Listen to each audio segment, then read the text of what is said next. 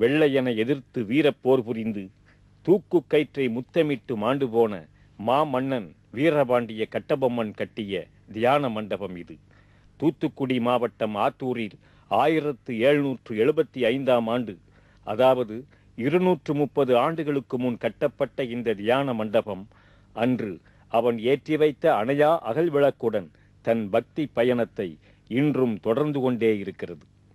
வீரபாண்டிய கட்டபொம்மன் திருச்செந்தூர் முருகப்பெருமான் மீது அலாதி பக்தி கொண்ட ஆன்மீக தொண்டராகவும் திகழ்ந்து வந்தார். அதனால் திருச்செந்தூர் முருகனை தரிசிக்க தொலைதூர ஊர்களில் இருந்து கால்நடையாக செல்லும் பக்தர்கள் தங்கி ஓய்வெடுப்பதற்காகவும் அப்போது அவர்கள் தியானம் செய்து கொள்வதற்காகவும் திருச்செந்தூர் செல்லும் வழியில் அவர் இதை கட்டி வைத்தார். இங்கு காணப்படும் சாமி சிலைகளை கொண்ட அழகிய தூண்களும் பல்வேறு சித்திரங்களும் ஒரே கல்லில் செதுக்கப்பட்ட மேற்கூரை கலசமும் கட்டபொம்மனின் நேரடி மேற்பார்வையில் நிறுவப்பட்டவை என்று கூறப்படுகிறது.